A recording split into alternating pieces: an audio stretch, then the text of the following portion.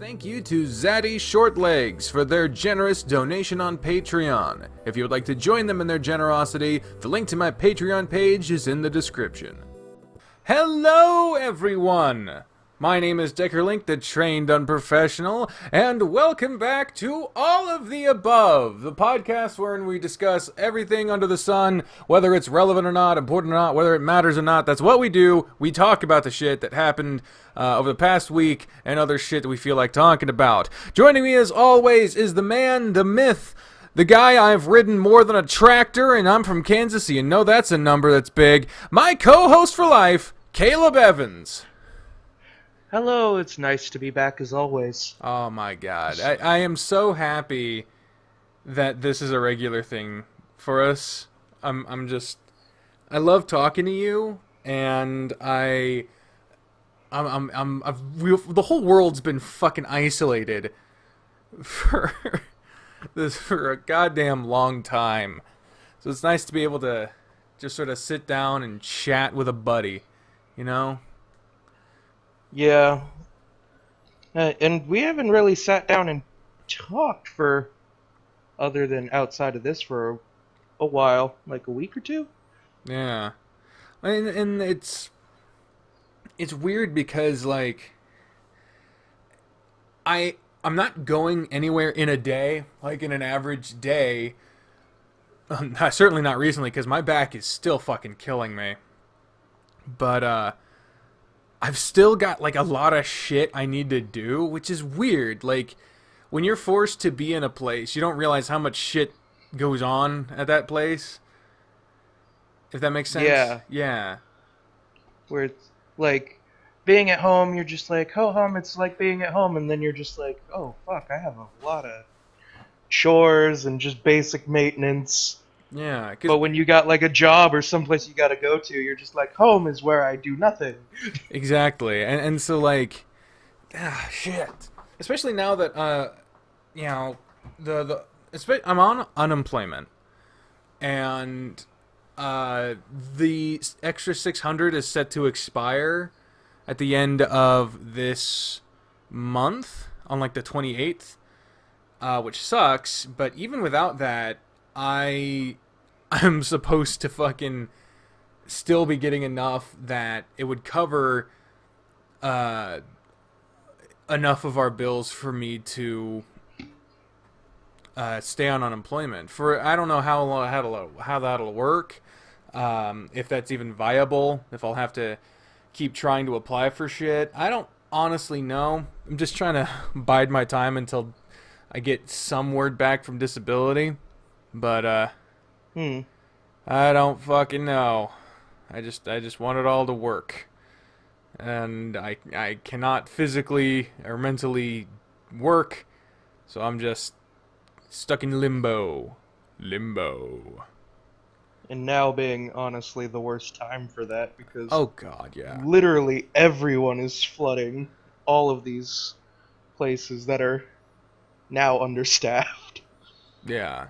And it's so and some places are starting to close down again. I don't know if this is part open back up and close back down. Yeah.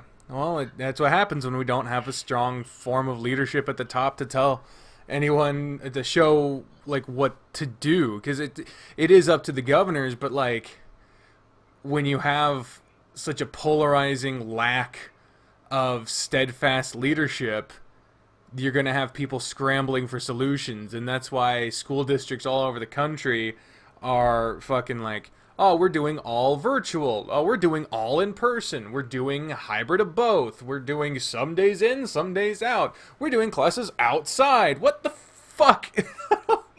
Nobody knows what's going on because no one is, like, the best I heard was they were putting up, like, cough shields around desks. Yeah. And I was just like, that's gonna get some people antsy. Yeah, I mean, shit. We can attest as former overweight high schoolers. There is no classroom setting where you can properly social distance while having the amount of kids in that room that are supposed to be there. Oh, It doesn't happen. God, no. We're from Kansas, where there's fewer people. You could probably only fit, 6 students and that's in one of the bigger rooms. Yeah, and that's the thing is I've been hearing some places saying like they'd only require masks. Well, they would require masks where social distancing is not possible. There isn't a fucking place where social distancing is possible. We went to a kind of like an okay-sized high school, but again, it's in Kansas, so mild expectations on size there. You remember going through the hallways? Oh, yeah. Where you would have sometimes a millimeter of space in between you and another person. You'd have to keep your hands, on your thighs, or you'd be touching the ass of 2 to 3 people. Yeah. And, in this day and age, you can't risk someone thinking that you're perving on them. So, and especially where I knew the cameras were, I had my hands, up. See? I'm not doing anything, just in case someone... Yeah. Just decide to do jazz hands every time I see a camera. Surely that's not suspicious. That explains a lot. I was always curious on why you'd do that in certain areas. Oh, yeah. Well, it wasn't long before I went to North that that's our old high school, China Mission North. That my dad had gotten fired. Well, he had to resign his position at the Dolly Madison factory, because he had been accused of sexually harassing someone, where there was no evidence. But there were a few testimonials of people who were working under him who didn't like him. And they were all saying, oh yeah, it totally happens. And then there were a bunch of people who were like, no, the fuck it didn't. But because they didn't want a lawsuit, they were like, we'd rather lose you than have to go through this shit. So we're not going to fire you. And we won't tell anyone that you were fired if they call and ask us, future employment. What's it called? Furloughed or some shit like that? No. Furloughed is where you basically are like, we'll keep you on the payroll, but we won't give you any hours. That's what furloughing is. He was basically forced to resign, which sounds like he was a fucking politician. He was a manager at a fucking factory that made Twinkies. And that position was of enough power and significance to warrant will you resign without pension, without reward, but without penalty, because we won't tell anyone that you were accused of sexually assaulting someone, which is fucking ridiculous. To this day, there was this great moment. We were at my great-grandfather's birthday at the Golden Corral, because that's where all the fat people go for birthdays. And we were all set to leave. I was bored as fuck because the only person I could talk to there was my brother. And I was surrounded by a bunch of people who were like, so, you're still fat and emo, huh? And I was like, shut up. Get away from me, Aunt Girth. But,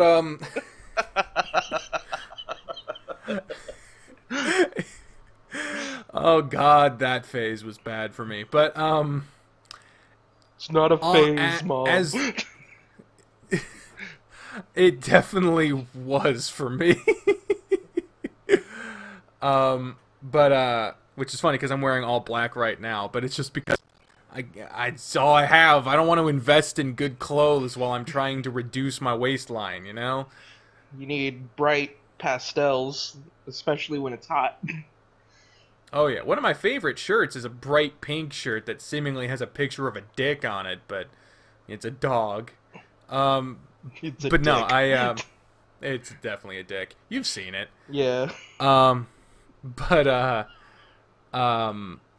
As we were all set to leave, I rushed out of the Golden Corral early, because they were like, all right, we're all leaving, and then they did that Midwestern thing where everyone says they're leaving, but they don't actually fucking leave, and they just say goodbye and then a bunch of other shit before they actually do it. And as a kid, that was the most infuriating fucking thing, but now I do that all the time. As an adult, you're just like, bye, and then you're like, wait, I wanted to talk to you about this. Yeah, but fuck. So I was actually outside for this, but apparently, as I went out, other people were coming in, and one of them was the lady that cost my dad his job. And he recognized her. He didn't say anything to her, but my grandma recognized that my dad was being like, ugh, and like hiding. And she was like, "What the fuck are you doing, you grown ass man? What are you doing?"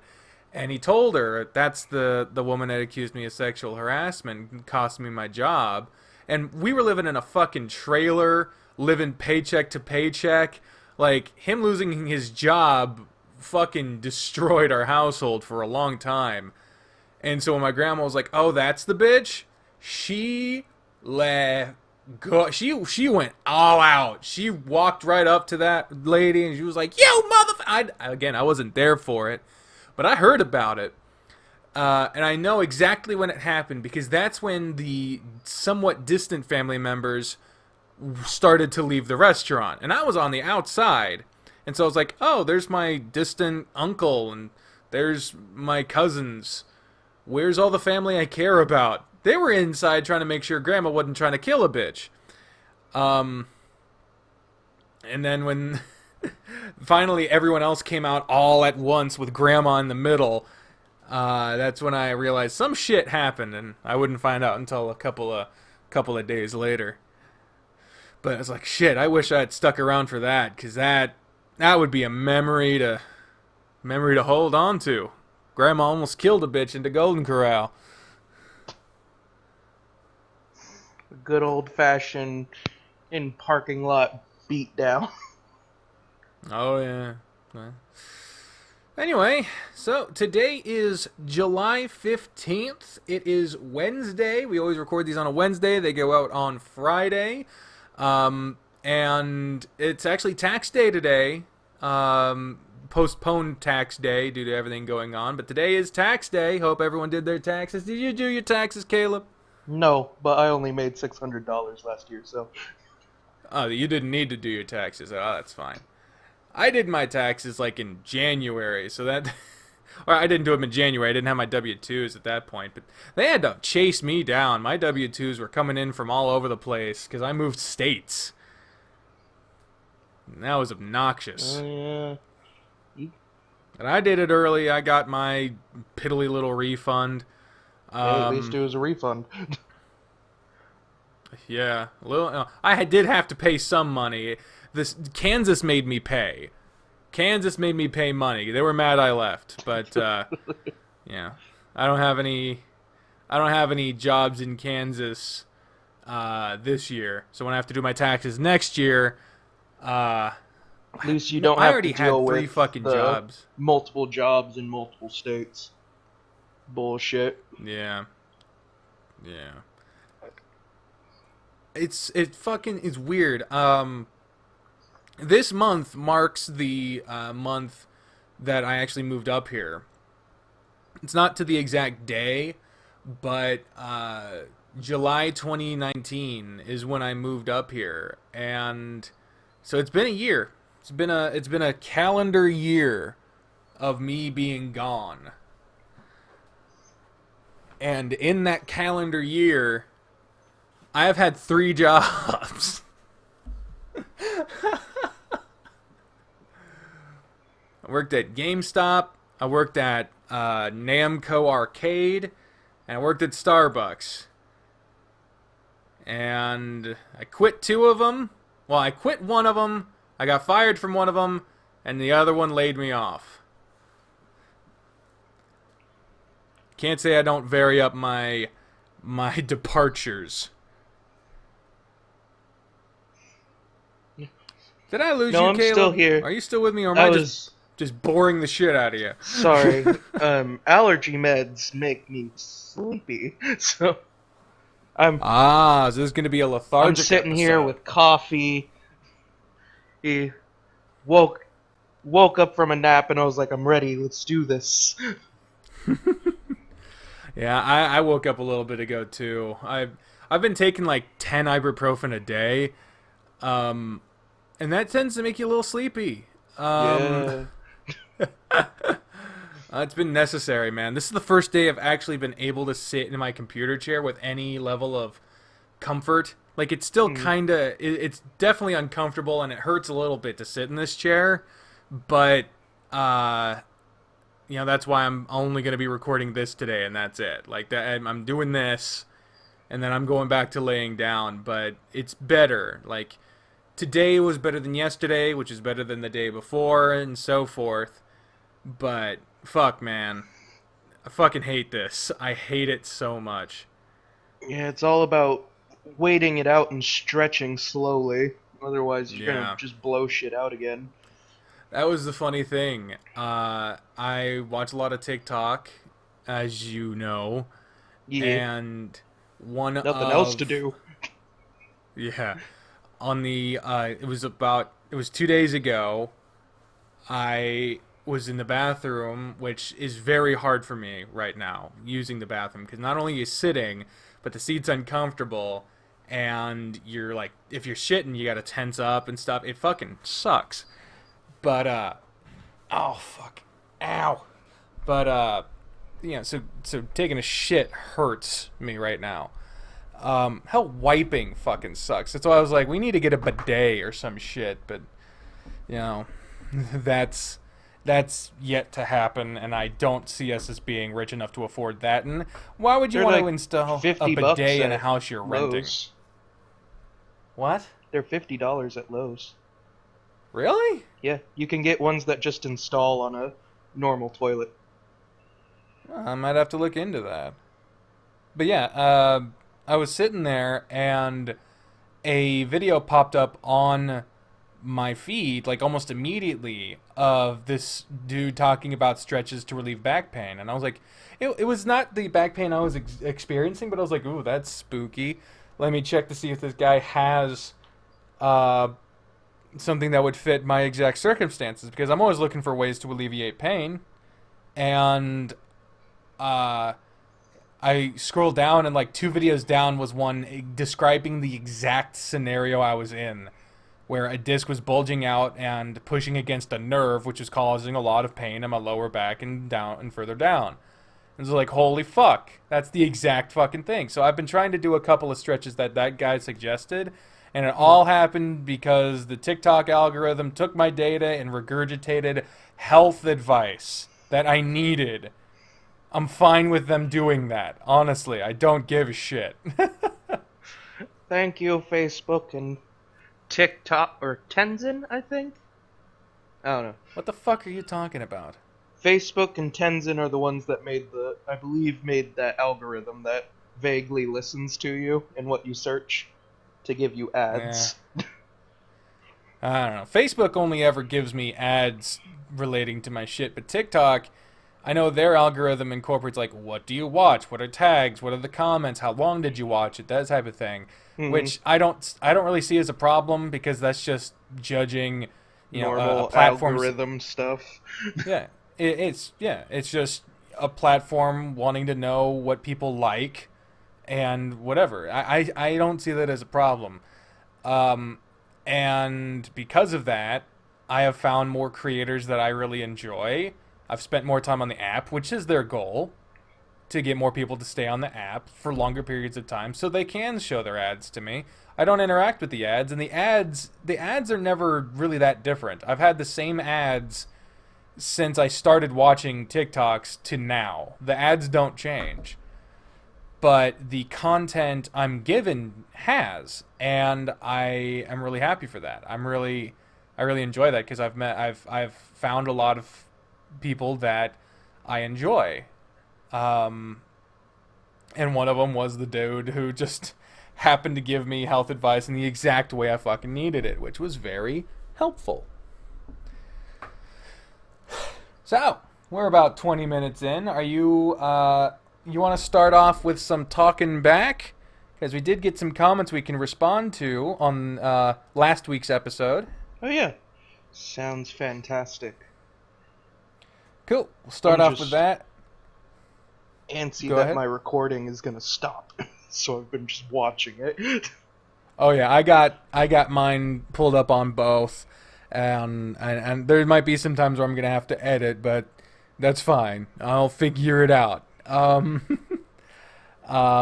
Small price to pay for better quality, because someone in the comments did refer to you as Robot Caleb. Let me see if I can. Yeah, Despa58 said, "Robot Caleb, please don't destroy us. We praise you as our god. Please spare us."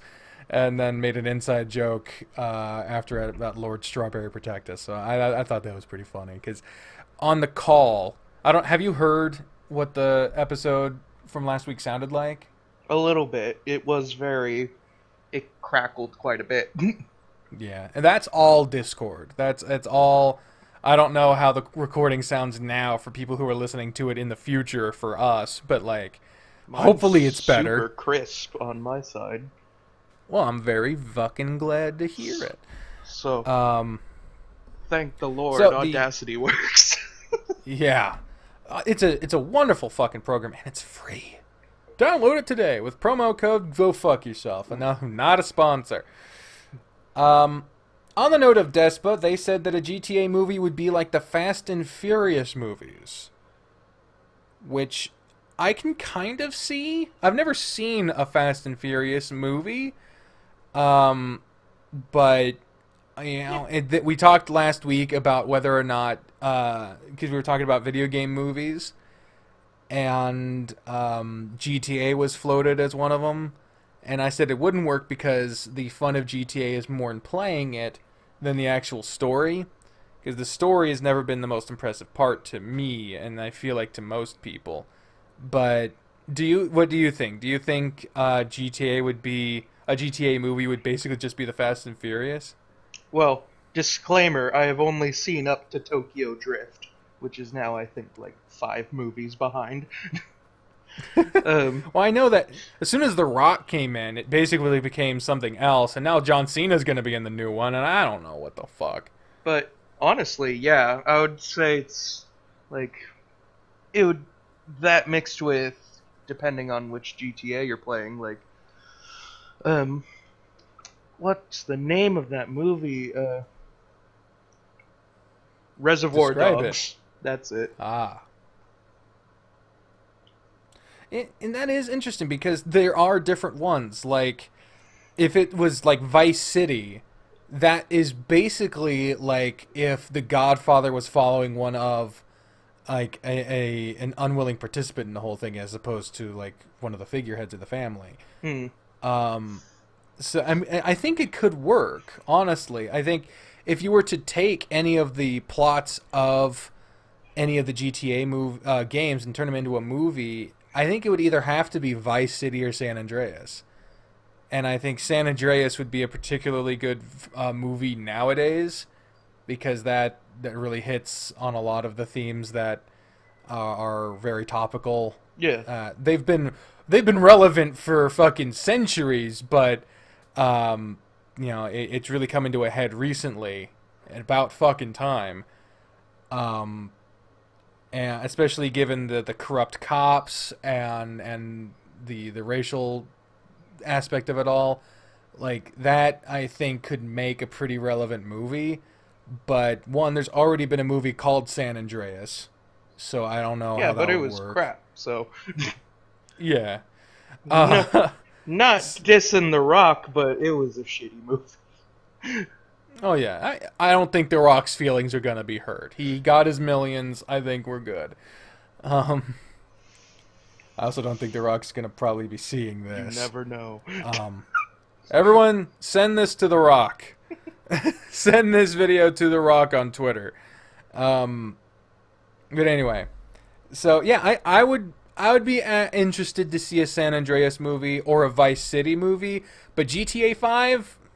No, I think that game was cinematic enough, and I think without being able to play it, I don't think you'd be able to experience that story properly. But the early ventures into more cinematic presentation with Vice City and San Andreas, I think those could be done up as good movies, possibly. Yeah. The next Next comments are from Quinn Florence. They left a couple of things. Haven't actually read through this one yet.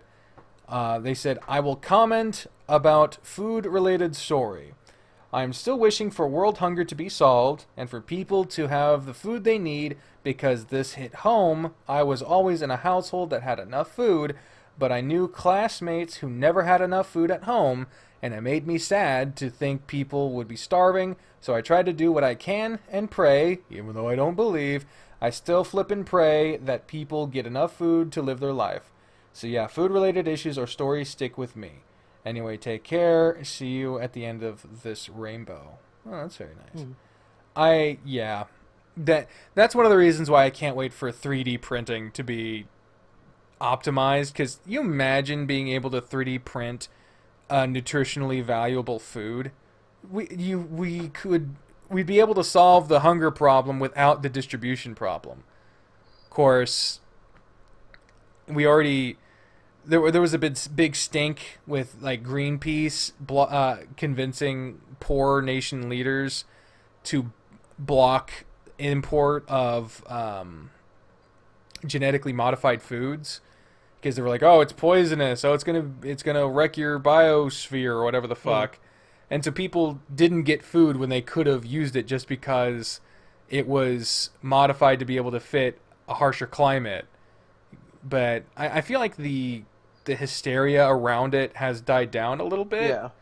As more people start to understand what that all entails, because when it first started becoming a big buzzword, a lot of people I talked to assumed it meant in a lab, but the Amish can genetically modify food. Yeah. I mean, genetically modifying food is people who make gardens in their backyard, they're genetically modifying their food. If you crossbreed it with anything on purpose or on accident. Yep. Or if use a specific kind of soil to make it work better in your yard, or if you plant a tropical fruit tree in a temperate climate, you're modifying those fruits because they would not grow the way they would in their natural climate, or they would not grow in a way that would be typical if they had the standard soil to go with. Genetically modifying food doesn't mean anything special. It can. The thing is about It can, but it really... Oh, yeah. But yeah, it's easy for us to say, well, just get informed. But, in the poorer countries where people are, they don't have access to the internet, they just have access to whatever people are telling them is true. And it's hard for us on the outside to say that they're doing anything wrong. Because if a fucking group goes in and says, nah, it's wrong because it's going to poison you, well, that's just the truth to them now. They don't have the ability to fucking fact check that shit. And not to discount natural skepticism, but why would they know any different? Yeah. And on top of that, Greenpeace normally has a very good, at least to my knowledge, track record of trying to protect people. Well, or at least nature. Yeah. So, you can... So it's not that they're stupid. Like I've said this before, and I've not found a good way to say it. But to me, ignorance by itself is not a problem. Not being aware of a thing doesn't make you bad or wrong or stupid or in any way less. The problem comes in when you refuse to learn. If you look in the face of information that could change your opinion and you choose not to learn, that's not ignorance, that's stupidity. Stupidity is not knowing a thing. Stupidity is choosing to ignore the facts. Because that's a stupid fucking thing to do. So yeah, ignorance by itself is not a problem. It's something that can be changed, with a good mindset. But if you're stupid and stand by your ignorance, then that's the problem. Willful ignorance is a problem. Willful ignorance. There you go. That's the thing. And then it's hard because people who are willfully ignorant don't think they are. They think they're the right ones, and that whoever's telling them the truth is spouting some nonsense. And which is why we need rhetoric, actual rhetoric, where you sit down and talk to someone. Yeah. As opposed to just screaming, shouting your fucking opinion at people. Ugh. Quinn Florence also left a series of fucking things in one thing here. Couple of questions. They want to know how we enjoy Halloween. That's a fun. Yeah, it was because I opened the show last time talking about how you thought a hoodie and a shovel constituted a Halloween costume. Hey, man. That was the last time I ever went trick-or-treating. Oh, yeah, you scared fucking people. You scared motherfuckers. That it worked. We didn't get much candy, but it worked. Yeah. Well, that was the last time. I think that was 2016, yeah, I think so. That's when... It was either 2016 or 2017. No, it was definitely 2016. Because we were all in college at that point. Yeah. Well, no. I thought I had come down from the Olathe apartment. Because if I was in college with you, then that was not 2016. The latest that would be 2014. Because in 2015, we weren't in college together on Halloween. Either way, the last time I ever went trick-or-treating was with you, and I dressed up as the Undertaker, you dressed up as a motherfucker who will kill you, and and we went around scaring the shit out of old ladies in your neighborhood, and that was fun. And drunk women. That one is drunk women. That one I remember vividly. Oh, yeah. Dude, every time I drove by that house for like the next year, I was like, I wonder if they remember me. Because they were enthusiastic, say the least. We could probably share that story to give... Alright, go ahead. So, as we walked up to this brick house, we knocked on... I was standing on the right, Jacob on the left.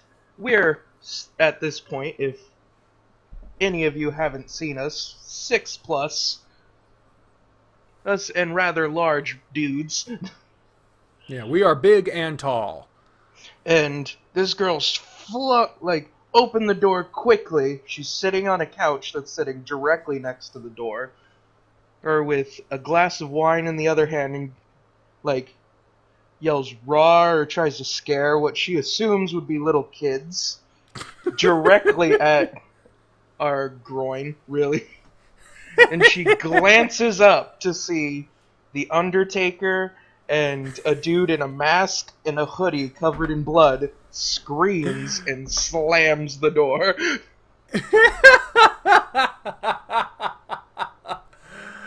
Oh, that poor bitch. Oh my god. That was in the, oh man.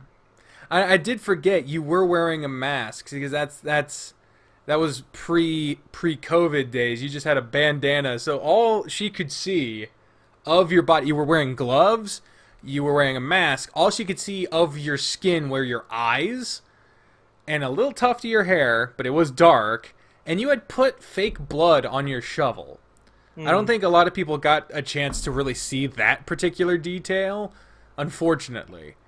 But, yeah, there was very little, "Aw, you're so scary. Nice costume." Like, none of that. We didn't get any of that. It was skepticism on opening the door or screaming. We had to fucking... And no less than 3 occasions, we had to say that we were trick-or-treating for our sick younger brother who couldn't be there with us. Because people are like, what the fuck are you doing out here? You're like adults. Get away from my house. Free country, motherfucker. Give up your candy. Yeah. We have the right to demand you give us free shit. That's what Halloween is about. Yeah, god damn it. Oh, fuck. But yeah, I love Halloween. I would say it's my favorite holiday. Obviously, I can't trick-or-treat anymore. Not that I fucking trust my neighborhood enough for that shit, but fortunately, I have a replacement tradition now because Bree's dad has a lot of these really kind of kick-ass fucking lawn ornaments that he made himself. And he puts them all over his yard, and on the better weather nights, he'll be out there giving away candy, and sometimes he gives away comics. He's a big comic book guy, so he'll give away some comic books. Sometimes he'll have this cool thing where it's like a set of 3 heads on a table, and like there's 2 heads on either side, but the one in the middle is like just a hole, so you can have your head in the middle. And then you just lay still, and then when they're right next to you. It's really cool. And, when Bri and I have our own resources, we plan on doing that, a kind of similar thing. But until then, we just basically plan on going over there and helping her dad with, the Halloween yard and hanging out there because Halloween is really big in that particular household. Bri loves it. Bri's family loves it. It's a good time. So I don't have to worry about trick-or-treating as of yet, which is fortunate because I can barely make it to the fucking bathroom, let alone walking my ass around the goddamn neighborhood begging for candy that I could just buy myself. Day after Halloween. Candy's always 50% off. Oh yeah, day after. That's the day to go. Oh, what about you? What do you do for Halloween now? Let's see. I still scare people. I've taken it upon myself to harass the teenage population because they have harassed little kids. So I hand out candy. On few occasions, I will have a movie night, horror movie night, where everyone brings the worst just horror movie they can find. Oh god. Whether it be that. old, whether it be just shitty, whether it just Stitches. Yes, whether it be unintentionally funny. Just something to start the holiday. And it's become a weird tradition, but I watch Trick or Treat every year. And Is that a movie? Or? Yes, it is a movie. It's an anthology, and it teaches the rules of Halloween. But if you were poking around costumes, that kid in the jumper with the pumpkin head, he's the main arcing character in the Trick or Treat movie. I think I remember you playing that. I think we were there. Last time I was there for one of your Halloween movie nights. That was playing, but I had to like leave near the beginning of it. Because I think I remember that. I think I remember like Patrick had to leave, and then I just left. I don't remember, but I remember Patrick was there. Have you heard from Patrick lately? No, honestly. We've gone to his house too. We have no idea what happened to that. That fucking guy. Patrick Pettibone. One of the most naturally charismatic yet kind of scary dudes I've ever met. The dude will laugh with you until your face is blue and then suplex you if he thinks it's funny. I would attest him as like the older brother stereotype. Kinda, yeah. Yeah. Like, with a little less, like, punking out the younger brother, but he does that a little bit, but like Yeah. he always seemed tired but willing to have a good time. But like I don't know. I just always felt like that dude was on the verge of like killing someone. I don't want it to sound bad. I don't know how that can sound good, but the dude always had this like nervous raw energy underneath whatever he did. I'll say that. Like when he would when he laughed a little too fucking hard for my liking, I guess, if that makes sense. Yeah, he's a trip. Yeah. Honestly, he had a lot of like, and he could switch on you too. You'd be laughing and like you'd go in for like a gentle jab, and dude would fucking like just going, oh, this is what we're fucking doing now. Oh yeah, good dude. I don't want to sound like I'm saying anything bad about him. He is a good fucking guy. He's helped out a lot. Whenever we hung out, There's a reason we're asking out after him, because we miss him. Yeah. If we didn't like him, Honestly, it'd be like, have no idea. remember that fucking guy? But like, no, we're like, dude, have you fucking heard from him? Like that. Man, we used to have Sent him messages, went by his house, dude has disappeared. He still lives there. We figured that out. Well, that's good. Just don't know when he's there. The dude's been through so much. I just hope he's okay. Like that's the main thing. I just hope he's okay. But yeah, we used to have such a huge fucking group at one point. We had it was you and me, Kyle, Nate, Dan, Devin, Patrick, Sam. I remember like there's once or twice to be a special guest, but like that's even without the special guest, that's 8 fucking people. No wonder we never fucking agreed on anything. Like no group of 8 people ever got shit done. All we could really agree on is that we all wanted to hang out. That's about it. And we all wanted to go to Waffle House afterward. Yeah, that was the one thing that was also weird about it, because even now, I don't know a lot of people, groups that big that are like, yeah, we generally like everyone in this group. Well, that didn't stay the same forever. No. No, it didn't. There was some definite friction at some point. I don't want to go too much into it. That's a conversation for a different episode. That's a conversation for maybe not even being recorded. I will say this. It's just not nice to just shit on people when they're not around. What? It just feels like we'd be shitting on people without them being able to defend themselves. I mean, that's not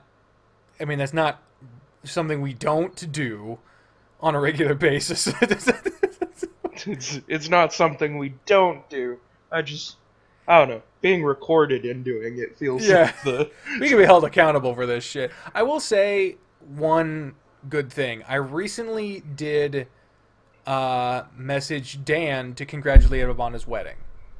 Because he got married. He's actually living in Wichita now. From Manhattan, New York to Wichita? Well, because his wife got, I don't know if I should be telling all of this, but his wife got like it was either a job opportunity or opportunity to go to a college. She got some kind of opportunity that would move them to Wichita, and he had lost his job due to the COVID thing, so it was like, well, I got no reason to fucking stay here, so let's go. And so now he's there, and he's doing actually pretty good. But yeah, we had a brief, pleasant conversation, keeping it light, and so yeah, I mean, none of the problems got addressed, so I can't say that we're good, but at least we were mature enough to be like, hey, I'm congratulating you on getting married. That's a good thing. And then recognized that, and he said, thank you. Asked how I was doing. I said how I was doing. I asked how he was doing. He said how he was doing. and that was basically it. So we're at least at the stage where pleasantries are okay, but I'm not gonna be like messaging him all the time. He ain't messaging me. Um, but yeah, none of the underlying tension got resolved or absolved or anything. But we had a pleasant interaction. It doesn't have to Congratulating him be about on the getting married. first So chat. oh yeah, and that's the thing is I don't even feel like forced to fucking pursue it because I don't see where it would go.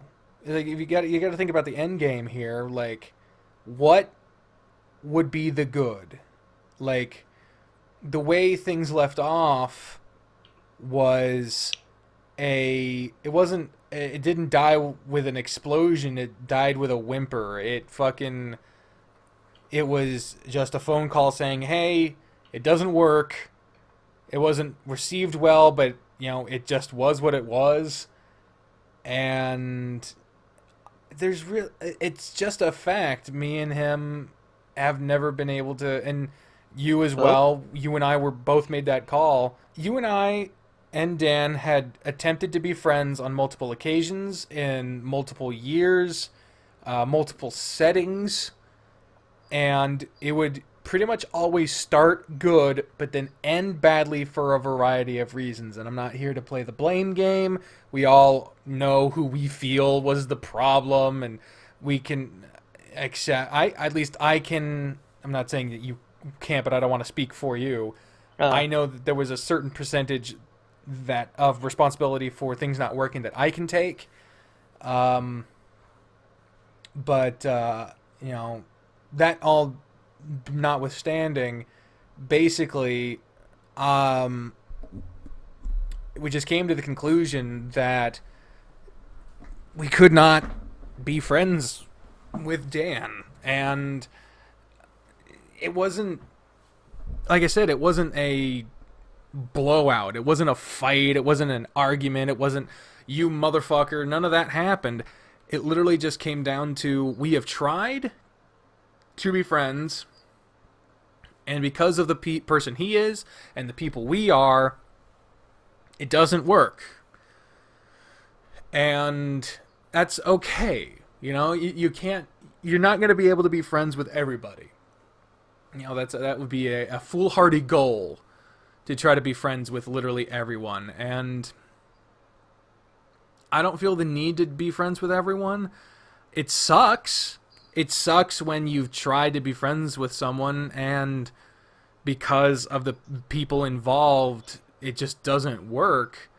But, it wasn't just one person not being agreeable. It was just, it didn't mix.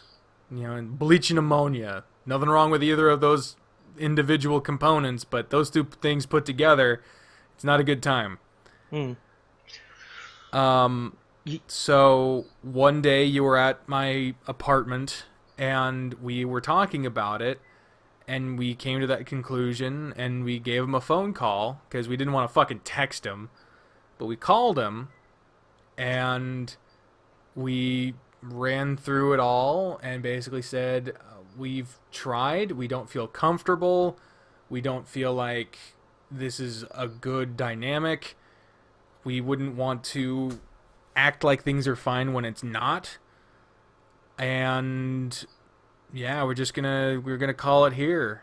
And obviously getting a phone call like that, you're not gonna receive it well, and he didn't, but he didn't motherfuck us or anything. He just was not too pleased. Getting a phone And call out of blue. yeah, and then that was basically it. Like that was the last time, at least until I congratulated him on getting married, that I ever spoke to him. Kyle wasn't with us, and so he did talk to Kyle a couple of times, but to my knowledge, that they never had a similar conversation to what we did. Am I right on that? Yeah, the normal friendship ending, we just stopped talking, kind of. Yeah. And that's it. That one's always weird because it's a very tempting offer to just let it drift away. Um, the whole problem I've always had with that is just like, Unresolved issues and yeah, like you why. didn't talk about anything. You didn't say what you feel. You didn't address any of the problems. And so both of you know there's a problem, but no one's saying anything. And you can't be sure unless you both get on the same page about how each other feels. You can't be for sure that you both have the same idea of where your relationship is. Hmm. Because it seemed like Dan did not know that things were wrong. He had to have, and I know he did know that there was a problem, but when we called, he was surprised about the phone call, which would make sense because we basically called and said, "Hey, you busy?" He said, "No." We said, "Okay, here's the thing." But if we just hadn't said anything, then we all would have known there was a problem and no one would have said anything. And so if any one of us had said anything unrelated to that, it would have just made everyone uncomfortable. Hmm. Like, hey, why don't you guys hang out anymore? Or, Yeah. Or because if you don't like someone, even them simply being like, "Hey, how was your day?" Like, no, fuck you. Like it's you don't want to talk to that person, and I don't know what were you feeling going into all that, because that was not the intended outcome of the conversation that day, but that's where we went with it. I don't know. It's honestly, we had a weird relationship, and I wouldn't even say we were ever friends. Friends? Like, You were close mutual friends of Nate. yeah. Like, close Nate, mutual friends. You weren't friends with each other, but you were both friends with another person that you were around a lot, so you were around each other a lot, but you weren't with each other a lot. and I even discussed this with Nate a little bit. It's kind of hilarious, the different dynamic. But I was friends with his best friend. Well, I had known his best friend since he was like 6. So, Yeah. You've been friends with Nate forever. mhm. And I knew Nate before he, like, how he acts now is the polar opposite of how I met him. And he will even Yeah. say he acts now because of being friends with me. Oh, yeah. Who he is now is imperatively tied to the relationship he's had with you. And he really wanted me and Dan to be friends. Really wanted Of it. course. And Of course. Jacob was actually there the first time I met Dan. That was the Was Smash I? recording. Oh, yeah. That was the first time you and I hung out as well, too. Mm-hmm. Because we had, as you like to put it, we had sat across from each other in class and stared at each other for a while. I don't know why you insist on rephrasing it like that, because it sounds creepy as fuck. That's But why yeah, I we were in rephrase it like that, because it sounds creepy as fuck and it's hilarious. Oh god, but yeah, that was the first time you and I had ever like hung out, and it was the first time I recorded anything dedicatedly called Jacob Versus. And it was back when I was just pointing a camera at the TV and we would play a game. And it was a game you don't necessarily enjoy, which is Smash Bros. And I think we just had a general good time, but it did say something. Even in the moment, there was something to be said about the fact that Nate and Dan were on the bed, you and I were on the couch. Hmm. We all could have fit on that bed. In fact, at one point, I think we all did fit on that bed. Didn't we I all think sleep on the bed together once? Yeah, and you recorded something and called it like Four Dudes Snuggling or some shit like that. Oh no, that's something else. But no, you and I and Nate were all on the bed at one point, and some fucking funny shit came out of that. But I mean, literally for like a sleepover, Hmm.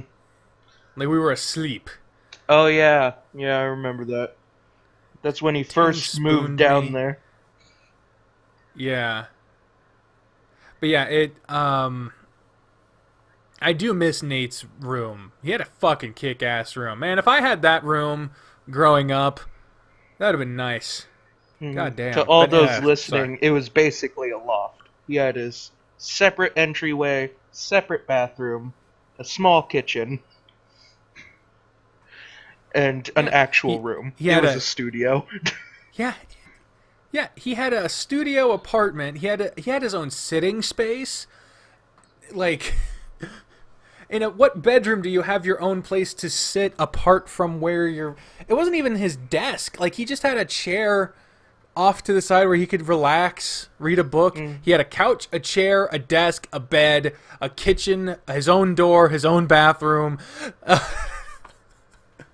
Like, good God, man. But no, I'm jealous of that. I've never had a bedroom like that. Hell, my bedroom now, I can't even open the door all the way because it's so small. But but yeah, fuck, man. Anyway, yeah, I had been trying to be friends with Dan ever since uh I first got to North, and we were both in a class called Actors Studio. It's basically just a beginner's theater class, and we were supposed to get with two other people in the class to work on some video project or whatever. And Dan Mm. chose me. He actually was the one who initiated it. Um, and in a weird way, like, casting my mind back, realizing now that I have been obviously autistic for a long time, a lot of my interactions have been kind of painted in a different light. Because especially when I first got to North, I was not socialized in the slightest. So my level of functionality was at probably the lowest it had ever been at that moment. And that was the moment he chose to be with me. And he would describe it as, well, I just seemed like a good guy or whatever. But, like, I don't know if there was maybe just a hint of sympathy there, because he is the son of like a priest. And Preacher, so I I think. could imagine there was, well, Episcopal church. It's a priest. It is? Um, Huh. yeah, Episcopals are basically just diet Catholics. Um, so like priests are allowed to have families and stuff, but they're called priests. I Okay. might be wrong on that. Who fucking cares? Point is, Well, debate for another day. yeah. But yeah, I can't help but feel that there was probably a tinge of like, nobody's hanging out with this autistic kid in the back of New the kid. class.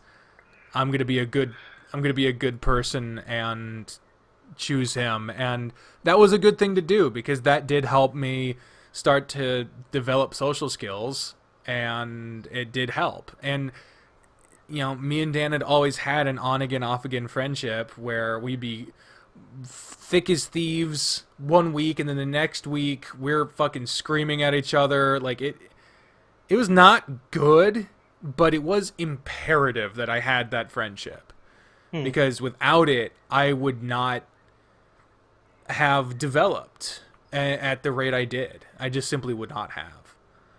Because you and I didn't start being friends, like, full on until pretty much after high school. Because we would hang out like once or twice, but you and I never got together until after high school ended. Yeah, I was always pretty in my own little clique. And the only time I ever really Yeah. strayed out of it was when other people asked me. Yeah. And I think one thing that really helped you and I's friendship, because that's how English works, you and I's friendship, was when I got a car, because then I wasn't just stuck with wherever people could pick me up, you know? Yeah. Because you didn't have a car at that point, so you couldn't come pick me up. And so I was pretty much stuck with Nate and Dan because they had cars. It's the trouble. But anyway. Well, growing up either poor or families like, no, you don't need that. Yeah. Or both, in my case. Yeah. Same here. I didn't get a cell phone until it was free. Are you ready for News Sandwich? Yeah. Got All right. articles pulled up and whatnot. Cool. Let's go ahead and do yours first, then. Start off with a good. Oh, let just realized I haven't explained what the fuck News Sandwich is. We've explained it last week, but for those who might not have seen last week's episode, the News Sandwich is where Caleb and I go through happenings of the past week or so, or at least things we found in the last week or so that are either personal to us or the world at large. We start off with a good thing, we go to a bad thing, and we go back and forth, but we always start and end on something good to give you all some good news to start and end the conversation. Caleb and I both have made one of varying sizes, so let's start with Caleb's first order of good. Alright, first order of good. A Russian prankster made a crank call to the president of Poland by impersonating the head of the UN. Oh my god. Thankfully, the call was all in good fun. He congratulated him on his re-election, asked him some questions on his policies, and the only reason the president figured out it wasn't the head of the UN was how the prankster pronounced a vodka brand, knowing that the actual head cannot say the brand incorrectly. Oh, that's fucking funny. But nothing bad happened. The president found it funny, and they're just investigating how the phone call made it all the way through to him. That's a good thing to know. Mm-hmm. But other than that happened, you didn't call him to yell at him, didn't call him to say anything nasty. Nice. That's a very fun thing. Mm-hmm. Which I doubt many people could do if they made it all the way through to a political leader. Oh yeah, I mean the kind of passion it would take to get that far generally would be led by some kind of foul mood. Mm-hmm. What's your first bad thing, Caleb? My first bad thing is, let's make sure I get his name correct. Hold on.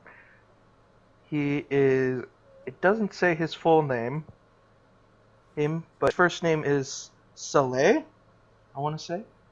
I'm sorry if I pronounce his name wrong, but he is the head, or was the head of 2 rideshare programs in Bangladesh and Nigeria, and he was found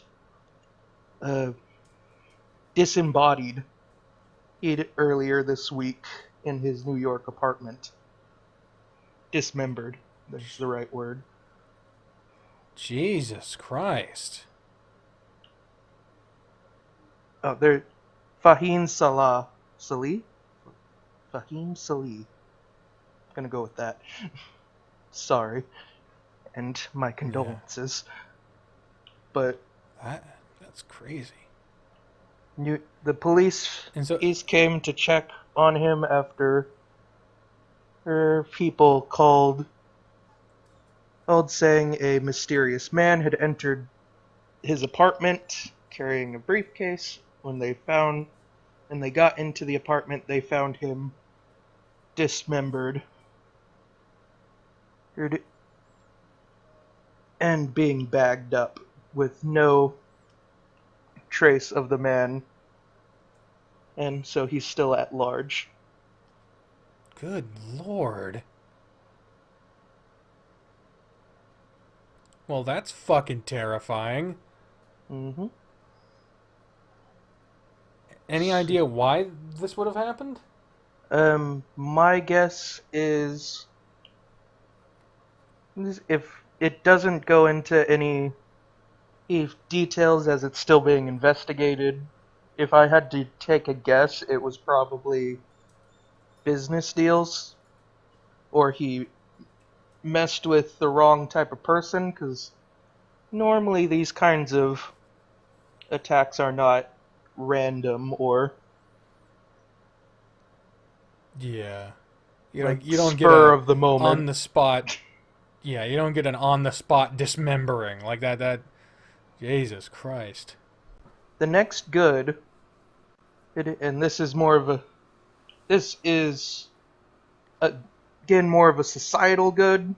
Nick Cannon was fired from Viacom and is currently under debate, not super high debate, I'm hoping, for being fired at Fox because of after making anti-Semitic and racist statements on his podcast, Cannon's Class. Ooh. Yes. See, some of the quotes are praising the Nation of Islam's leader, Louis Farah, who's quoted as saying, Jews are manipulating the U.S. government and controlling the levers of power. Jesus. He calls, I can get the full direct quote. This is one of the full quotes, and it's a full-on podcast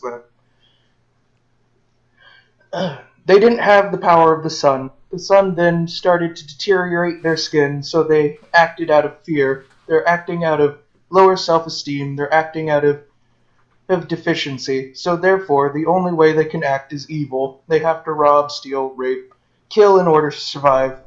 They had to be savages. That they had to be barbaric. Because they're in these Nordic mountains, they're in rough environments, so they're acting as animals. So they are the ones that are actually closer to animals. They are the ones that are the true savages. Fuck. How would someone not know that is racist? I don't know. And the reason I call this as a good is because, one, and as earlier, people, especially people with influence, being held accountable. Two, a good load of people who are normally okay with this kind of light speaking are coming out and saying, no, this is 100% racist. And you're gonna get what you deserve for making such weird comments. Well, good. I hope he gets fired. I hope he's on the fucking unemployment line like the rest of us. I hope he gets flubbernucked because that is some fucked up shit to say. I thought I saw a little bit about it on like Twitter, but I didn't look into it much. It only popped up like last night. Yeah, because so I didn't. Honestly, when you see it, it's like, oh, Nick Cannon news. I don't care about Nick Cannon. Yeah, like who gives a shit? But then it's like, whoa, fucking wasn't he the America's Got Talent guy? Or Yep, he's also the current um, he's also the current host of The Masked Singer, and he lost his lifestyle brand too, because when he was let go of Viacom, Viacom owned all rights to it. Nice to see a racist get their just desserts, eh? Mm-hmm. What's the bad? And, the bad is apparently because of the new tack-ons to the stimulus bill, not everyone is going to be getting a second check. I wasn't aware that a second bill had gotten passed. It was debated on earlier last month, and it's being pushed through, but it does not cover everyone. Who doesn't it cover? I don't know. It's not. The article isn't terribly in depth because everything might change. Politics. True, yeah. Until it's been passed, we don't know what the fuck's going on with it. I know that the House passed a stimulus bill pretty fucking quickly, but it's when it got to the Senate that shit got all fucky. So. That's obnoxious. Oh, that's the bad.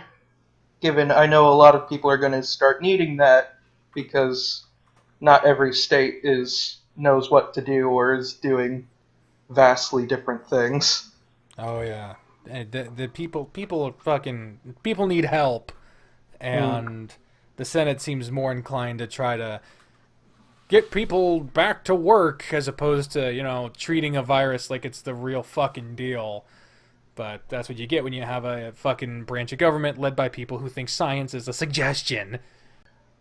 I'm also under I know it's a minority that think the Senate and federal government should be back seat to these things, and it should be your local state Senate and House that's dealing with it. Because giving overarching commands that to obviously some states viciously listen and some states don't. I can kind of understand that because like the $600 extra for unemployment for some people in some states, that's way more valuable than in others. Yeah. The $1,200 power. Yeah, the $1,200 stimulus checks doesn't mean a fucking thing to people in New York or Los Angeles who fucking or Chicago that their rent is ridiculous or their costs are too high or stuff like that. But in fucking Wyoming or some shit, $1,200 you can make a fucking year work on that. So I thought it should be states go to the federal government and be like, this is the general cost of living, this is what every citizen would about need. Well, see, and that's not the just a thing. blanket. Yeah, in an ideal sense, that's what would work, but you got to keep in mind, like, who is this appealing to? Because in urban centers where $1,200 doesn't mean anything, those are largely, but not all, Democrats. But the people who are more apt to be swayed to vote for the guy who insisted his name was on the check, $1,200 is a fucking fortune. So who's really to blame for that getting all fucked up the way it has been done? Just saying, it looks a little suspicious.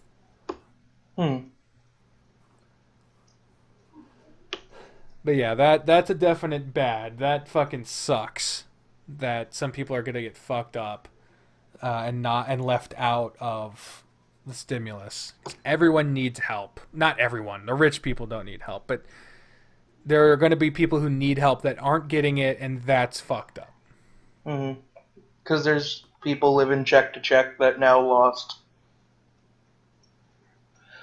lost work and therefore might be losing living situations. Yeah. What's it good? This is a good for my state. Might be bad for the overall, but in all honesty, growing pains need to happen. Kansas and I believe southern Nebraska are debating on whether to ban the growing of corn. What? biomes of western Kansas and southern Nebraska, closest to western Kansas, are not meant or suitable to grow corn, and they use way too much water. So Hmm. the idea is that they would go back to wheat and naturally occurring plants for the biome. Hmm. Yeah, now that you've given an explanation, makes a little more sense. Because this came about when they learned that the aquifer under the largest aquifer in the country, mind you, who is near empty Oh shit. due to overuse to grow corn for the past 50 years. Here's the aquifer that sustains most of Kansas, Nebraska, and Colorado is almost empty and if not supplemented manual by humans will take 2,000 years to refill. Oh my god. Well, shit, yeah, we need to do something about that. Mm-hmm. And a large problem there is the government subsidizes corn. The growth of corn, the sale of corn, the production of corn, and so it's so tempting to want to grow corn because you have pretty much a guaranteed fucking profit. Like, not Yep. always, but it's much more sustainable than fucking produce or wheat because the government is subsidizing it, and as such, like, oh shit, yeah.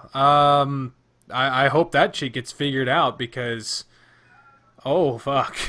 Which is why it's a blanket ban on the growing of corn, not a ask. Yeah, because yeah, the greater good is fucking important here. But that's all I got. I didn't want to. I didn't know how many you had, and I didn't know how many questions. Yeah. I've got a few things on my new sandwich. It's smaller than last week. Try to make it a little more digestible. Um, I'll go ahead and start on my first good here, which is actually, it's a personal thing, but it's important to people who are watching this channel. So shout out to anyone who's made it this far into the podcast. If you want to prove in the comments that you've made it this far, go ahead and leave us a comment about your favorite brand of ice cream. What's your favorite brand of ice cream, Caleb? It has to be Briars, honestly. Breyers. Yeah, Interesting choice. it just their vanilla just makes the best root beer floats. I've tried Blue Bunny. I had Ben and Jerry's. These and one other that I can't super think of, but Haagen Dazs? yeah, but they just kind of taste weird. Like, Yeah, I could see that. I don't know the brand necessarily. I just know that my favorite ice cream is chocolate and peanut butter. Um, and I know it comes in. It's not Blue Bunny. It's not Haagen Dazs. It might be Dryers actually. Now that I think about it. So hey, shout out to Dryers. Um, but yeah, I put out a video asking for suggestions about the Patreon page and what people would like, some suggestions, and I got a good amount of suggestions that I'm going to be, some of which I'm going to be trying out. One of which has manifested in the pre-video bumper thanking people who have donated any amount on Patreon. They get a special shout out at the beginning of the video, and of course their name gets added to the end slate of every video that gets put out. There are a few other ideas that I'm going to be toying around with, so expect some changes coming up. But I just wanted to say thank you to everyone who gave suggestions and for the continued support on Patreon, because that shit has saved my neck more times than I care to admit. So that's my first bit of good on that. I think that's pretty good. all I could think of was the I think it's still pending lawsuit that Patreon's going through. What? Patreon's getting sued. Why? What the fuck's going on? They banned someone unjustly. I mean, it's a private company. They can do whatever they want. So I Not doubt what the that's judge they'll- says. The judge read through their terms of service and found Patreon in violation of their own terms of service. Well, that's one judge. I'm sure if Patreon loses, they'll appeal it, and it'll probably go higher and higher. But yeah, that's what's fucked up about our legal system. Like, you got people interpreting the laws in all these different kinds of ways. So there's when you make the law subjective, it's there are so many things wrong with the legal system. Either way, I hope things get worked out, whatever the fuck, with that. But there's always Subscribe-Star and alternatives. Oh yeah, I mean, to it. Even coffee is starting a recurring model. So I mean, Is that what that's called? Like KO-FI? Yeah, that's called coffee. Ah. I've always wondered what it is. Yeah, generally it's like one-time payments. It's like buy me a coffee, you know, that type of thing, because it's like small one-time donations of like $3 or more. But they're testing out a recurring month model. It's in beta right now, so who knows? Either way, so that was my first good. My first bad is the story of Angela Martinez Gomez, trans woman who died from complications due to coronavirus while working at Burger King. Because Burger King was not taking the proper precautions to protect its employees. I'm not sure what the proper precautions are, because in my opinion, they shouldn't fucking be open. But that's just me. It's not just me, but I'm speaking for myself here. The big reason why it's a bad, in addition to the needless death, which is the ultimate bad, an infuriating part is Burger King refused to accept any blame. They instead pushed blame onto Gomez's hormone injections, saying that was the true cause of her vulnerability, as opposed to, I don't know, being shunted into fast food work in the middle of a fucking pandemic. Because, you know, there's only so much precaution you can take when you've got people coming in, you got people if you don't even have dine in, you got the window, so you're constantly being subjected to who knows who the fuck coming to that window, most of whom aren't going to wear a mask because they're in their car, so they don't think it's there, they don't think it's a problem. And well, I think the biggest thing would be like the exchanging of cards or like, cards and money, cash, because when's the last time you wiped down your credit card? Never done it. So, R.I.P. Angela, and fuck Burger King for trying to blame her for them basically killing her. There was a big walkout at her store and a lot of other stores in solidarity. And I love Burger King's food, but as a corporation, they can go fuck themselves. They're also just too damn expensive. Yeah. Get the same amount of food at McDonald's. Yeah, and McDonald's, to my knowledge, isn't killing people and blaming the people themselves. Of course, there's an argument to be made there. It's weird because... But McDonald's is like hyper, like weirdly sanitized too right now. At least mine are. Yeah. Like, they have that, like an extra panel, and then they hand you all your shit through basically a handmade slot. It's the dishwashing tub. Yeah. And they just shove it out. You put your money in there, they pull it back, push you the food. Yeah. And I have, the one near my house, everyone's wearing gloves and masks, and I usually get Grubhub anyway if I have to do stuff like that, and it's more expensive, but I haven't been mobile, and I don't do it very often anyway, and of course the McDonald's is like... They're releasing so many coupons. Oh yeah, they're fucking drowning people in savings, but it makes up for the fact that it makes up for the fact that they're drastically overpriced. But I don't know. I'm trying not to eat out at all right now because, I've got I haven't written it down. So a side good here. This isn't an official good entry, but the other day I was playing some games on the Switch with Aaron, my brother Aaron, who, congrats to him, is actually going to be moving out of Ottawa. He and his roommate Jesse and their friend Kyle, not our Kyle, different Kyle, they're all going to be moving into an apartment complex that's actually pretty near you. It's like right across the street from where he used to be living with my mom.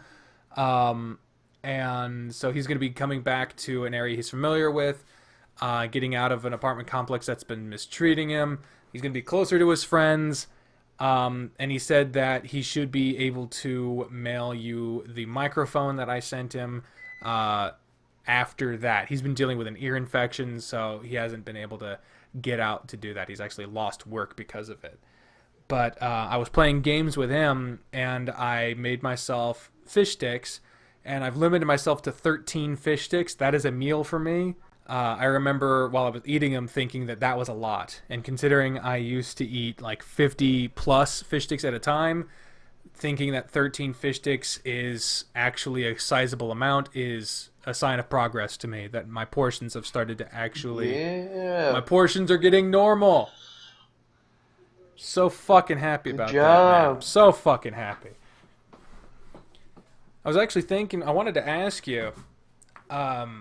would you be interested in maybe once a month on this show adding a segment, The Weigh-In, where you and I publicly are held accountable for our weight loss, and we weigh in before the show, and we fucking chart our progress that way on the show? I wouldn't be opposed to it, but I don't have a scale at the moment. Well then that would prohibit it. But whenever you do get a scale, if you ever do, maybe we can do that. But anyway, the actual good I wanted to say here is I try to watch new stuff, right? I'm trying to be better about it. Every time I've done the show, one of my goods is a review of either a movie, a song, a show, whatever the fuck. And well, last week it was it was Cabin in the Woods, but this week it's in the good. I found a YouTuber that I enjoy, and it's a new one that I had never seen before. And it's kind of interesting. It is a commentary channel, so it's a little, I don't know. But I don't know your opinion on commentary channels, but I think it's a pretty good one. It's called The Right Opinion. Pretty funny there. When I first saw the name, I thought, oh god, this is some right-wing Republican shit. Turns out, no. It's a very British guy talking about YouTube goings-on in a very, like, not emotional way. Like, a lot of commentary channels talk about how certain things made them feel, or they get into the emotions of it at all. This guy is very detached, this is what's happening, this is the logic behind it, this is why it's fucked up, and he tends to stay away from it, away from it on a personal level, which is a welcome change. His avatar that he uses in his videos is fucking adorable. And I recently joined a Discord server for his channel. Actually pretty fun place. And it was actually pretty interesting. Like, it actually finished a puzzle piece that I did not know I was missing. Because earlier on this year, I found a channel called J. Aubrey that had done a really good video about I don't remember her fucking name, but it's that YouTube girl that got a late night show. Oh, Lily Singh. Lily Singh, yeah. They made a really good video about that, and it turns out Jay Aubrey and The Right Opinion have a podcast together. They're famous friends, and I didn't know that. And so now I have completed that puzzle. It's like if in this year someone was a faithful watcher of Ego Raptor but didn't know about Danny Sexbang, Ninja Sex Party, or Game Grumps. And then you find it and you're like, oh my god. So it's actually pretty cool. I enjoyed it. I recognize it's not everyone's bag, and it's not something I'm going to be watching all the fucking time because I'm not the most invested in YouTube goings on the website, but it's good to know I found a person that when they talk about it, it isn't just going to be like, they're an asshole and I hate them. Yeah. Like, it's good to find someone who can talk about goings on without getting emotional about it. I don't know. Oh, I have a few commentary channels I watch. Like, probably the most emotional one would be The Quartering. I'm not familiar. But that's he does single takes, so as he's reading as he's reading it on the video is the first time he's seeing it. He gets told, like, you should look into this, and then he reads it on camera and then discusses. Okay. So I just find that a little refreshing compared to a lot of channels that are very rehearsed. I could see that. And the other one is 16 Leo. He's very new, and honestly, he seems like a genuinely nice guy, though he will run you over when he gets his Ferrari. That is his end goal. Well, cool. So yeah, check all those people out. Check them out. If you're into commentary channels, check out those people. My second bad. You might have heard, Caleb, that Disney reopened in Florida recently. Yep, saw that. And coinciding with it, Florida broke its own record for single-day new cases of COVID-19, exceeding 15,200 cases in a single fucking day. And it just so happens to coincide with Disney reopening. And Disney doesn't seem to give a shit.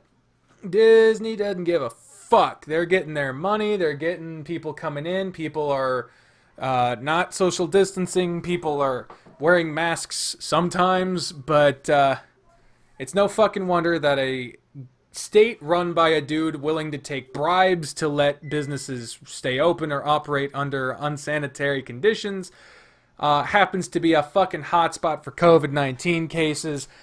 Basically what I'm saying is don't go to fucking Florida if that was for some reason a tempting proposition.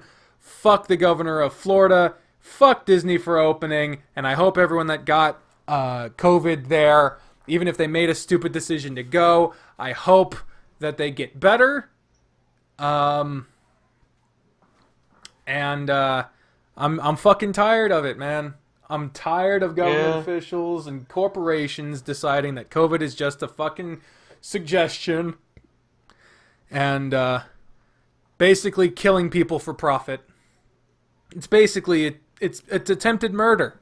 If you're opening a fucking theme park during a pandemic, a lethal pandemic, you should be charged for attempted murder. I'm fucking serious. There's no way you can't do it without knowing what you're doing. Or just spending a horrendous amount of money to keep things sanitized. Like, it's not worth it to keep everything sanitized. Yeah, I don't think it's possible. Even without a pandemic, Disney has always been a dirty fucking place. Kids puking everywhere, and it's terrible. Just sweaty people. Ugh. I knew they were gonna do something like this, because in February, like, the month after they closed, they were saying they've lost so much money that they might close permanently. You know what? And I was like, they're gonna do something stupid. Yeah. Especially given they're still remodeling during this whole thing when they've made that comment. Yeah. Like, I hold firm to the fact that if you're a big corporation and you can't afford to take the hit on this, then it's better for you to close down for good than to open up and risk people's lives. Okay. Yeah. Plus, think of the weird vacuum that would open up if Disney went bankrupt. Yeah. Like the fuck. That'd be a hell of a fucking interesting time to live in, and certainly more interesting than corporation cost the lives of innocent people. Back to the good. My third good thing. The Redskins, the Washington Redskins, announced that they're going to be changing their mascot and the name. They're getting rid, at long last, they're getting rid of the Washington Redskins as a franchise. They're going to be changing it to something. They have not announced what they're going to be changing it to. There's a few names being floated about, a few possibilities, but nothing set in stone as of yet. But this is a good because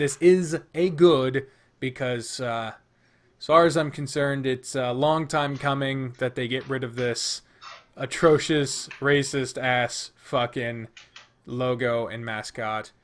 Yeah, I see this as a very good. And I hope that other organizations that have similarly offensive mascots do the same, like our high school.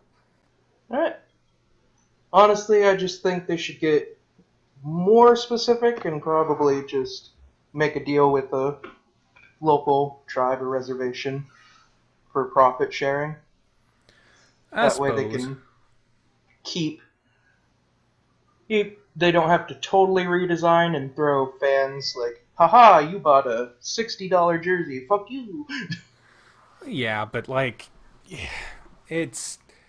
this is not the first time a franchise has changed, and it's weird because there's nothing quite congruent to it. The closest example would be like the Vikings, but like the Vikings aren't around anymore. You got people who are descended from Vikings, you have people who observe Viking culture, but you don't have active civilizations called the fucking Vikings right now.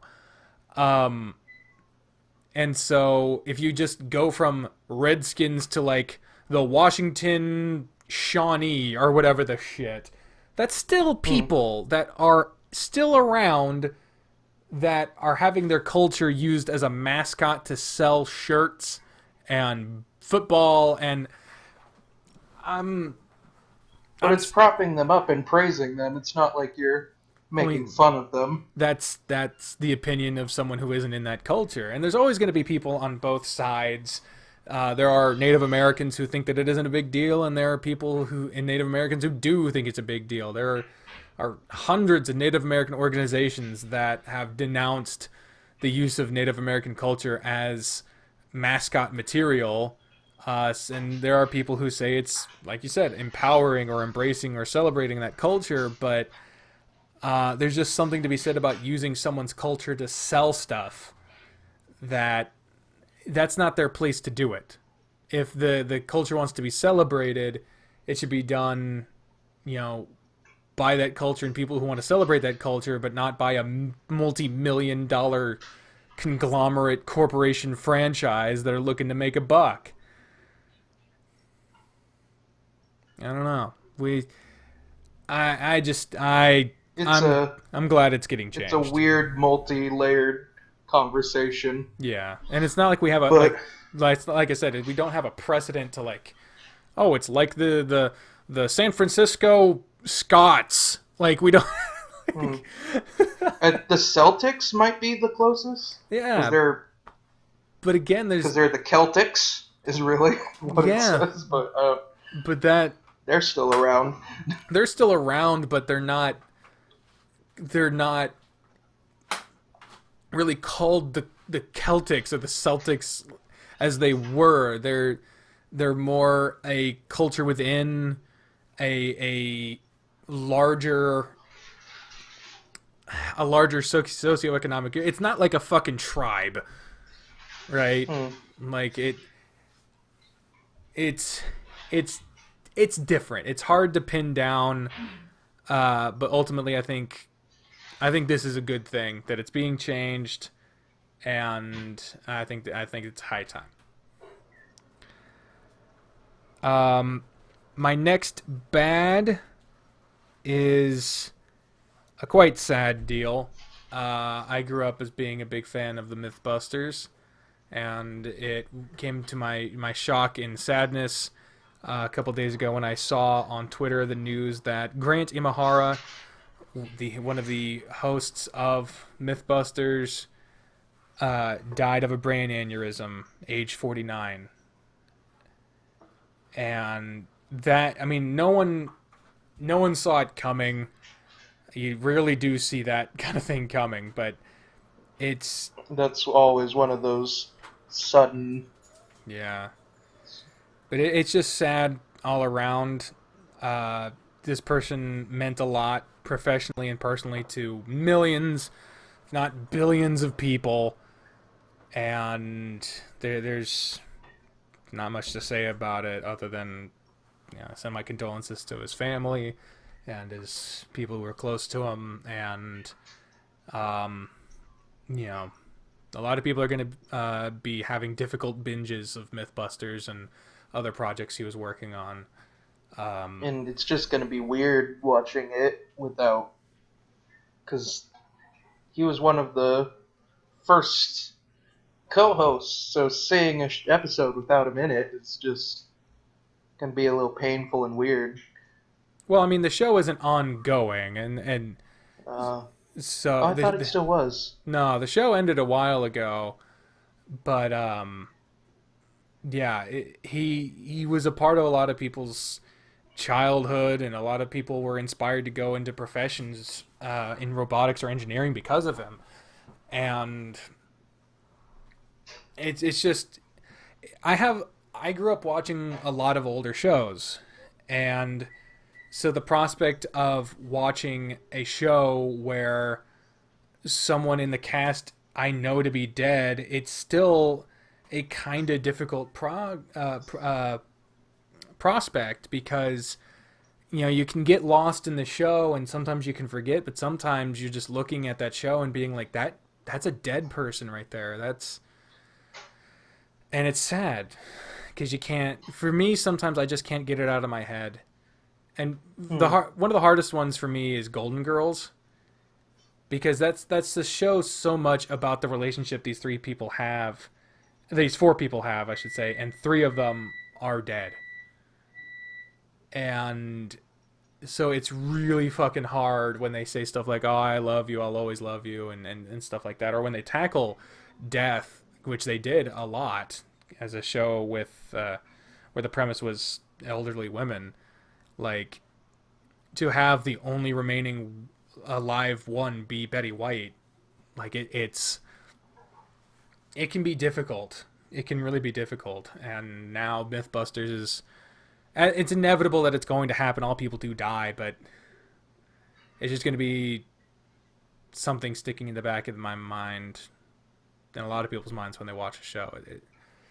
So it's a sad. Moving from that to a less significant but still positive thing, I mentioned earlier that I was playing games on the Switch with my brother Aaron, and one of the reasons I was able to do that is because I was able to get a Pro controller for the Switch. A wireless Pro controller can sync up to the Switch Lite, which is the one we have. Our Switch was bought for us by a friend of ours named Ivy, a wonderful, wonderful person. And I couldn't play certain games with my brother on the Switch because the Switch Lite, for those who don't know, the controller is a part of the overall console. The regular Switch, you can take the side joysticks off, the Joy-Cons, and if those break, you can just replace the Joy-Cons. But on the Switch Lite, you can't replace the controller because it's part of the whole fucking thing. And the Switch, their joysticks are notoriously fucking brittle. So a game like Smash Bros, where playing using the Joy-Con joysticks require, a lot of people, me included, kind of go ham on the joystick. Couldn't really play that on the Switch Lite without worrying about breaking the fucking thing. And I didn't want to fucking destroy a $200 console because I was too hard on the joystick. So, especially with me being in bed so much the past week, it was really nice to be able to play games with my brother because I had the Joy-Con, because I had the Pro controller. So that's a positive. It's kind of getting depressing without these local multiplayer games anymore and couch co-ops and Yeah, well, because these were big parts of like when we were kids gaming.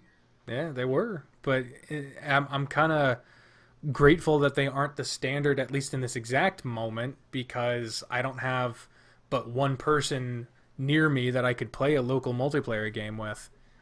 All of my gaming has to be done if it's multiplayer, unless it's with Bree, who works full time. Then it has to be online, and if the local multiplayer was still the standard, which I do miss it, and it is sad that it's not included in practically any games anymore. I'm grateful that internet multiplayer is more of a standard, because now there's a plethora of options. Hell, there's online multiplayer on games that were made for the SNES now that you can play on the Switch. It's nuts. You ever wanted to play Battletoads With someone thousands of miles away, you can do it now. It's fucking awesome. My last bad thing. For the first time in 17 years in this country, the federal justice system sought, pursued, and allowed the use of lethal injection as a form of capital punishment. The first federal execution to take place in 17 years happened this week, with more to follow soon after. It was challenged in a federal court, but it was overruled, and then the Supreme Court refused to see the case. They tried it again, and the Supreme Court, in a 5-4 ruling, upheld the right to do the single drug lethal injection. And so the first federal execution in 17 years has taken place this week, and I have that listed as a bad. Who was it?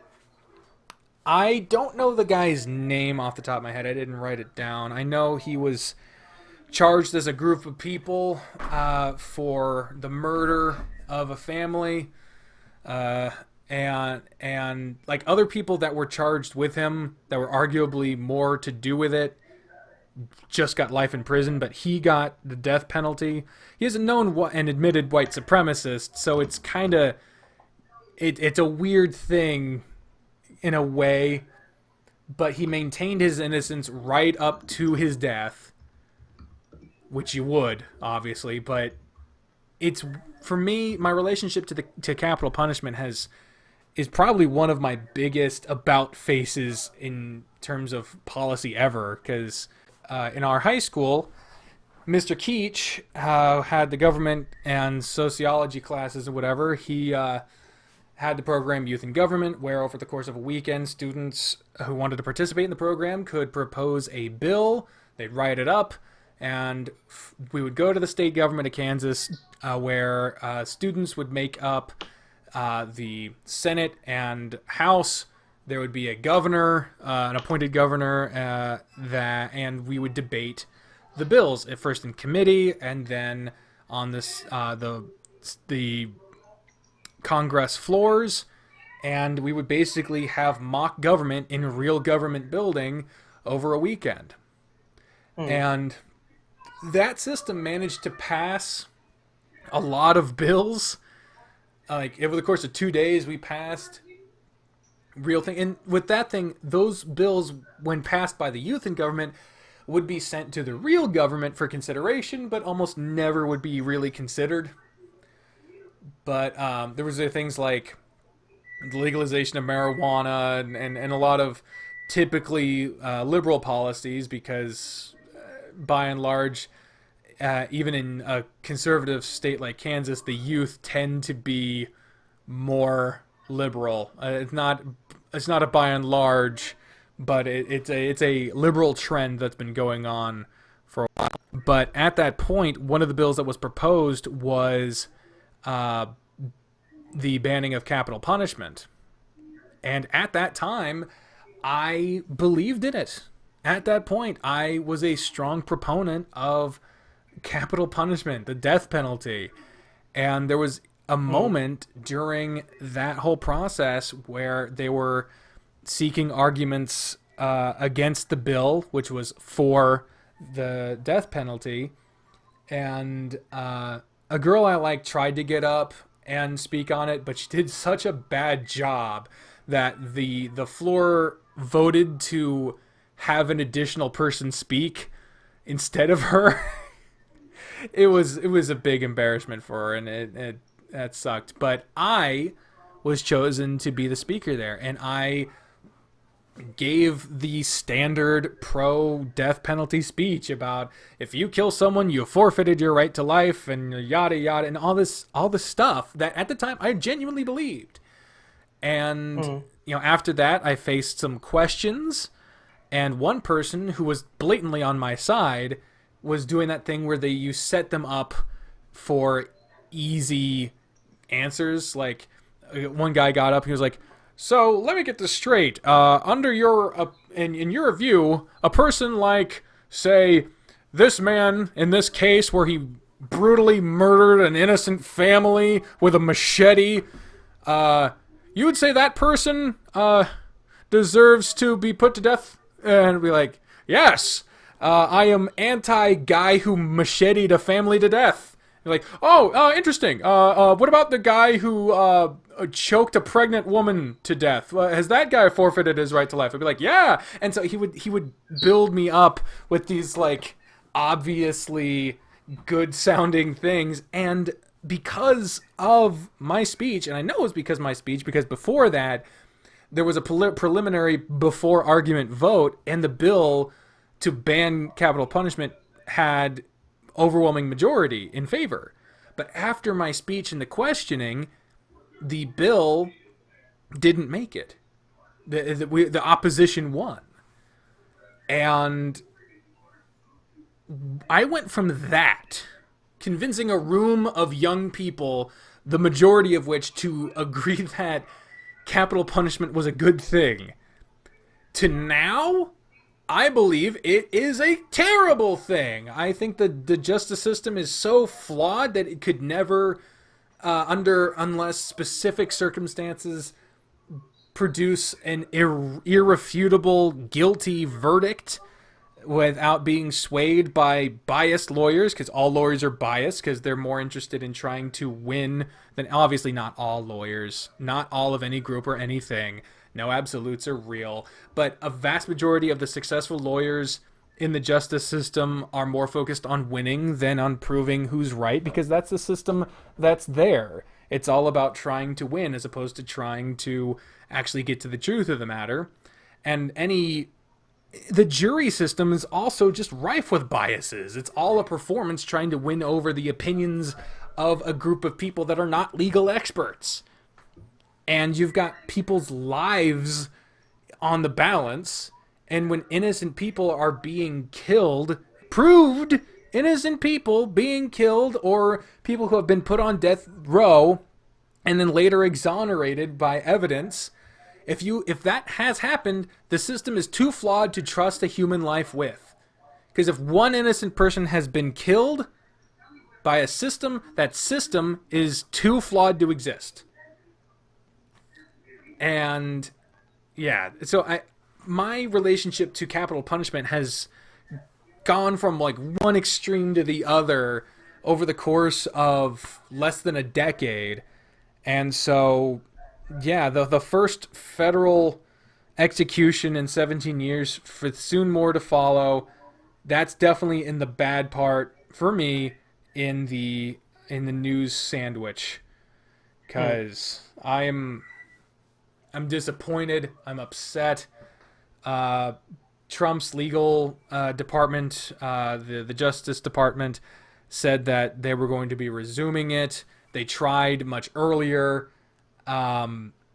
It's a total regression, in my view, of humane policy, and I absolutely cannot stand the idea that even though this dude was a known white supremacist, right? He maintained his innocence. I don't know the case. It's hard to argue that a white supremacist should not be punished. And yeah, if he did do it, he should have definitely been punished. But state-sponsored murder, I just can't get my mind around that. I used to just think it was okay because I basically had been told to think that. But no. No. My views are more utilitarian, because there's people who definitely did shit that are now just sitting on taxpayer dime, like Manson's still alive. He's just hanging out. And he did not deny doing any of that shit. There's a debate on the value of human in life, and beyond a shadow of a doubt, it's not like you'll ever get lawyers that won't tend to aim to win, because then why would you have a lawyer? Because if their basis was, I think you're guilty, even if you say you're not, I'm not going to really do a good job. Yeah, and that's why a legal system based off of interpretive law is flawed. And I don't have the answers. I'm not a legal expert. I don't know how to fix it, but I do know that if we wanted to cut cost in the legal system, there are much better ways than killing people to do it. My preferred method would be to reevaluate the need to incarcerate people over victimless crimes, nonviolent crimes, drug possession. There's a whole lot of people in jail that don't need to be there. But killing people, I don't see that as worth it as a cost-cutting measure. I also learned you can choose your execution. It's not something you're told. It's something you get to choose, which I found odd. Well, it's different from state to state, because some states don't have it at all. Some states require it be done with single drug, multiple drug, lethal injection. Some states are still open to multiple forms. The electric chair, I think, is still legal in Texas. I'd have to look that up for sure. I think Utah has the most. They have hanging, lethal injection, gas chamber, and firing squad. Yeah, and the endless creativity of murdering people. Like, if it's state-sponsored, federally done murder, we paid for that. Everyone's money went towards that. That's on us.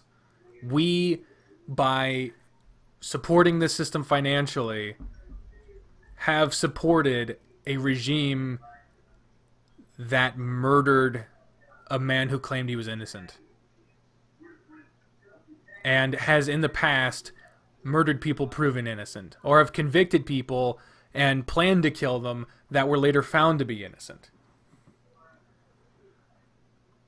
that is the system that we are financially supporting through taxes. And obviously, we need to change that.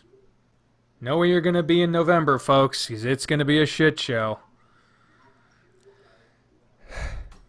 My last good thing, my back is close to giving out. Honestly, I couldn't think of enough good things. I really had to work for good things. I just had more bad things, but I was dedicated to making sure the news sandwich started and ended with something good. Hmm.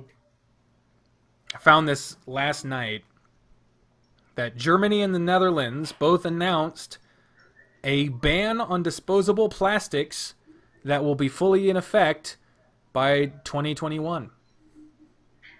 Which is ironic because I'm pretty sure the Netherlands invented plastic. Well, I mean, that might. It's not.